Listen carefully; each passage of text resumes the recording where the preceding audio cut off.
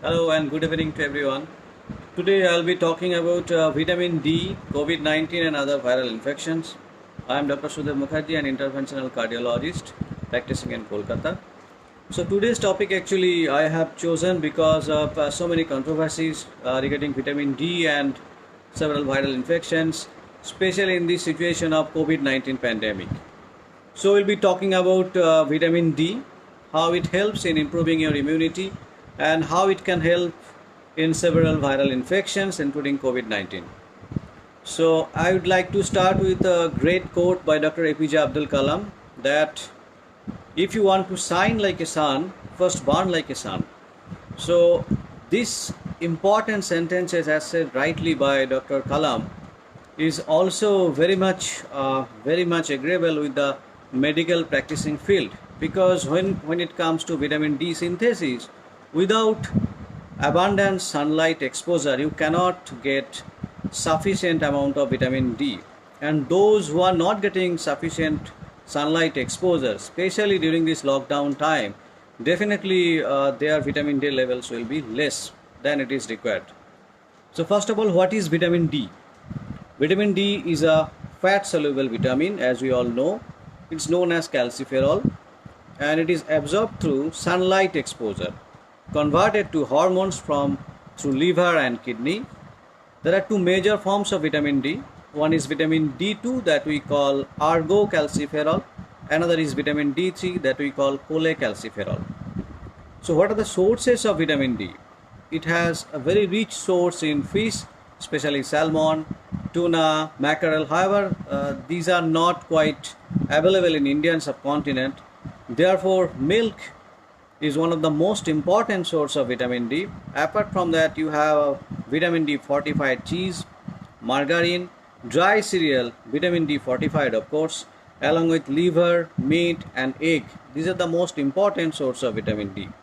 Why I am telling this? Because when I will be completing this discussion about COVID 19 and vitamin D, please do not go and do not rush into buying some vitamin D tablets, because the vitamin D is quite available in the natural food that we are consuming every day.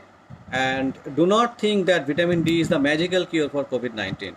We are just discussing about the facts that how vitamin D can help to improve your immunity during this time when it is very much essential.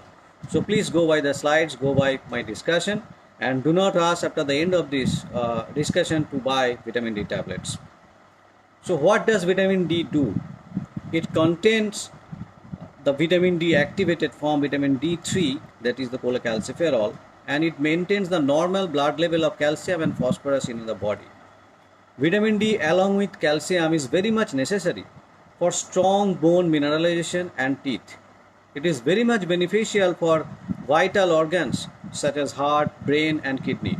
It improves the body's sensitivity to insulin, the hormone which is responsible for regulating blood sugar levels, and thus reduce the risk of insulin resistance.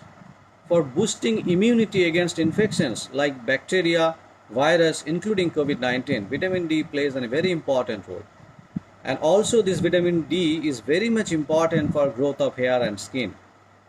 So, signs and symptoms that we generally get when persons are suffering from vitamin D deficiency are overweight, several mood swings, high blood pressure, dry skin, digestive problems, fatigability, joint pain, immune impairment, and excessive sweating. These are some of the symptoms that we commonly get to know about this vitamin D deficiency. However, there are large spectrum of several kind of disease manifestation that may emerges when your body is deficient in vitamin D. The situation in vitamin D deficiency prevalence in India is quite large. It has been seen in several studies that despite the tropical countries, the Indian subcontinent subpopulations are suffering from vitamin D deficiency, and it's a kind of epidemic.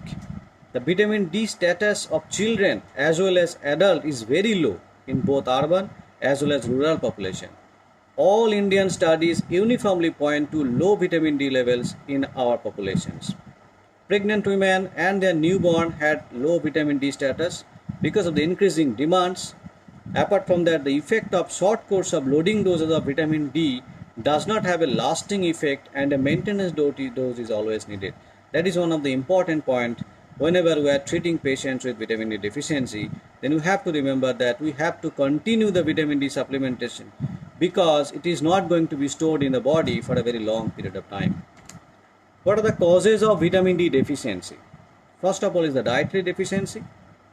But apart from dietary deficiency, there are some conditions where the increased demand of vitamin D actually causes vitamin D deficiency. These are kind of liver or kidney diseases, lack of exposure to sunlight, pregnancy and lactation, and malabsorption due to gastrointestinal disorders. Who are more deficient?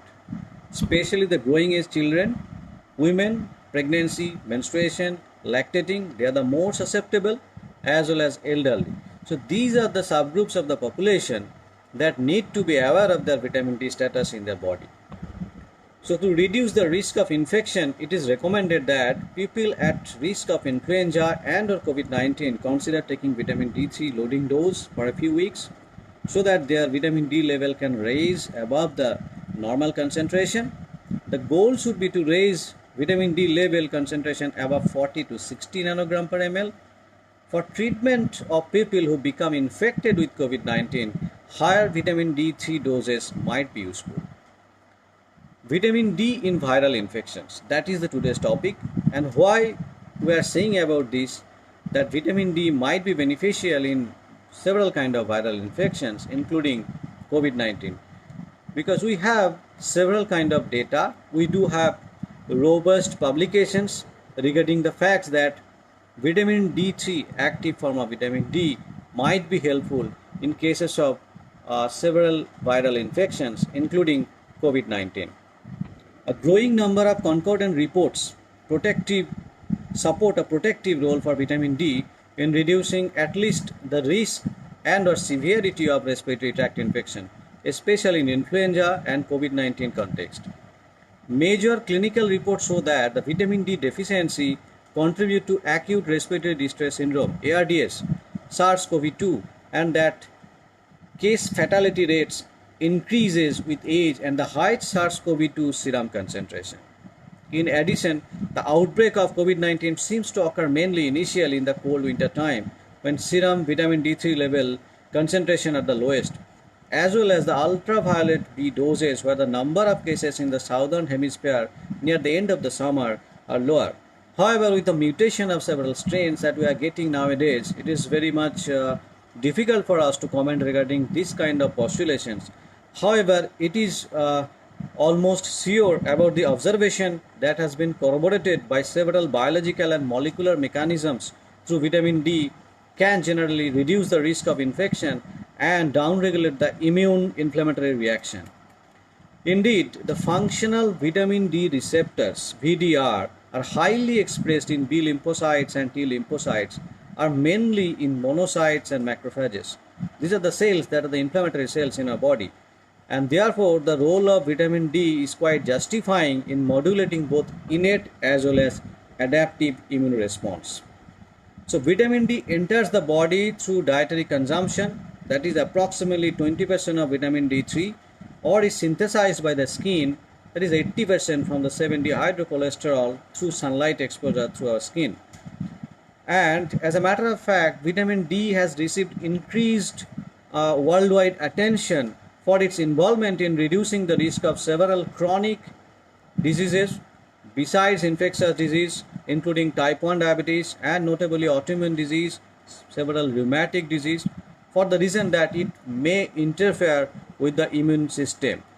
The biologic and the molecular evidence for the interaction of vitamin D with the immune response is that its final active metabolite, basically a hormone, that is 1,25-hydroxy vitamin D3 cholecalciferol, due to its structural origin from cholesterol, is molecularly considered a steroid hormone. And like other steroid hormones, it definitely modulates the immune system in the subcellular level by activating several protein kinases. Consequently, it is biologically plausible that this active hormone may exert immunomodulatory effect also in COVID-19 patients, playing a role in regulation of both innate as well as adaptive immunity. The intracellular conversion of this vitamin D into the active metabolite through the intracrine actions of the enzyme 1-alpha hydroxylase is distinct from the 125 hydroxylase product in kidneys and released into the systemic circulation. However, both have autocrine as well as paracrine functions that enhance the host immunity, for example by upregulating the antimicrobial peptides and alpha defensin. So these are kind of immune cytoinflammatory pathways that can be modulated in a gross term by the vitamin D activated form. Why I am talking about this? Because ultimately this vitamin D3 impairs the immunomodulatory function. So we all know about the innate immunity perhaps. The innate immunity is the first line of defense against bacteria and viruses and is activated within hours of exposures to pathogen. On the other hand, adaptive immunity comes later into play, which has also an important function in controlling infections of the viral as well as the bacterial. It has been seen that the high doses of calcitriol supplementation in healthy human subjects, 1 microgram twice daily for 7 days, leads to a dramatic reduction in the levels of pro-inflammatory cytokines along with the decreased potential of several Th17 production. These inflammatory cytokines ultimately, when not regulated by normal pathologic process, normal physiologic process, can give rise to cytokine storm. So maybe by supplementing adequate level of vitamin D, by giving a high therapeutic load of vitamin D at a very starting point, can reduce these pro-inflammatory cytokines and can anyhow prevent the cytokine storm formation and therefore mortality.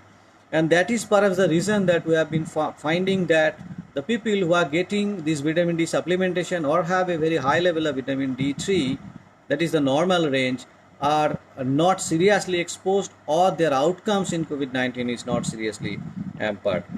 All these effects likely combine and translate the induction of potentially regulatory T cells. Those are very important cells in regulating the immune responses and for development of autoreactivity. Adaptive immunity is the immune process that I was talking about, by which immunological memory to a specific antigen is established and requires a timeline much slower than innate immunity. Adaptive immunity is further mediated through two types of lymphocytic cells, T cells for CMI, cell-mediated immunity, and B cells that are responsible for humoral immunity. These activated B cells produce specific antibodies to the pathogen and neutralize or destroy it through a variety of mechanisms. So the clinical manifestation of this reaction include critical lung injury, widespread tissue damage, multi-organ failure, and frequently death. So if this immune regulatory mechanism is dysregulated or in exaggerated response, then it can lead to a catastrophe. So vitamin D can reduce these inflammatory cytokines when they are getting exposed to this kind of pathophysiological inflammatory pathways, and can reduce certainly this hyperactivity of these macrophages, monophages, and other activated inflammatory cell, and can therefore reduce this mortality that is related to dysregulatory immune mechanism. Interestingly, it has been reported that in severe COVID-19 patients, the average SARS-CoV-2 IgG antibody in serum concentration has been found to be lower in those patients who are deficient in vitamin D concentration. Therefore, vitamin D deficiency seems to add further advantage in the treatment of COVID-19, especially in those patients who are deficient in vitamin D level. So the seasonability of the viral RTI, such as those caused by influenza virus and rhinovirus, has been recognized from a very long time, and several studies reported with that who has corroborated the vitamin D level as well frequency of infection of this kind of viral infection, ultimately postulated this happening of decreased severity and risk of infection of COVID-19 with supplementation of vitamin D. In several large population survey, it has been seen that the prevalence of this kind of infection and altered lung function showed a strong seasonal corroboration as well as with vitamin D supplementation. Interestingly, when vitamin D supplementation were given to those patients, they were seems to be recovering faster also. In one of the study, it was found that 4 nanogram per ml increase in vitamin D3 level was associated with a 7% lower risk of lung infection in several subsets of population. Therefore, it has been argued that vitamin D status should be taken into account as an important contributor in determining the population's susceptibility to seasonal epidemic outbreaks. Together with the effects of augmented indoor confinement in winter time and in our lockdown, there is increased circulating reservoir of this kind of respiratory viruses. It is very much essential to get the vitamin D level in a targeted level, in adequate level in a healthy human subjects.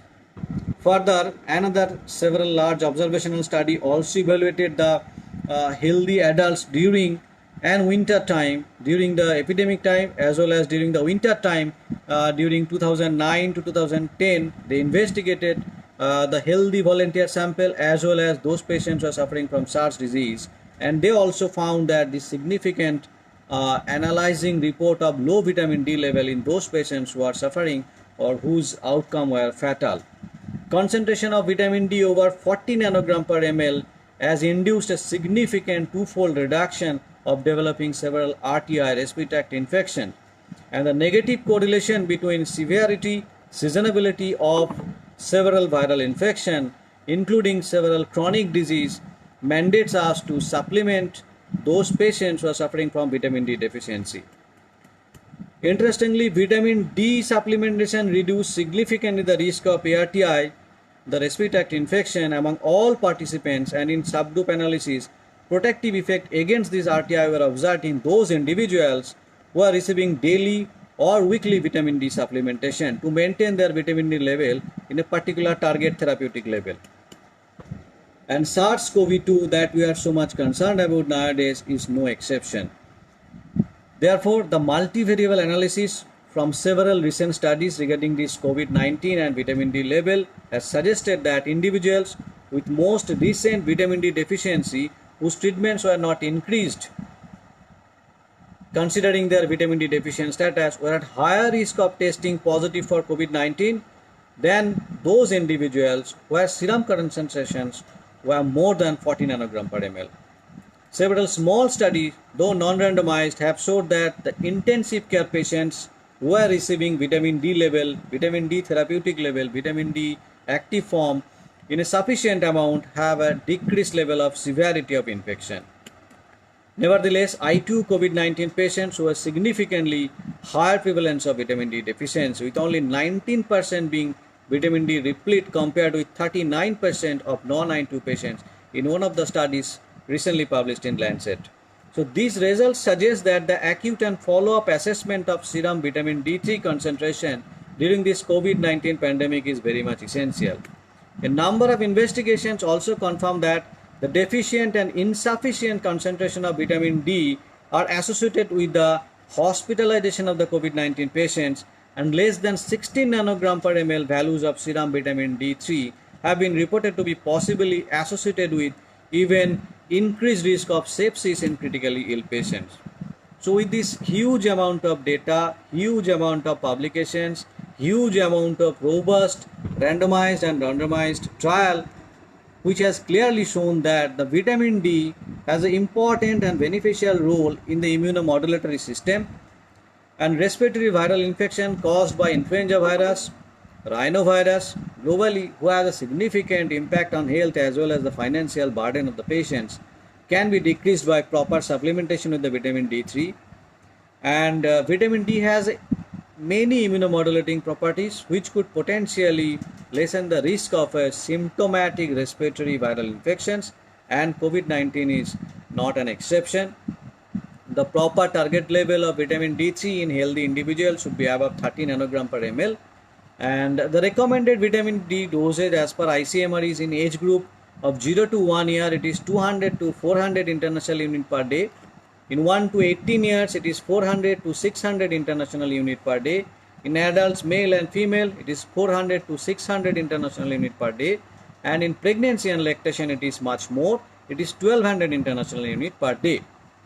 It is not only in those patients or those elderly individuals, apart from that those patients who are elderly, diabetic, have hypertension, have heart diseases, history of stroke, should also be taking vitamin D after testing the investigations of vitamin D level in their blood.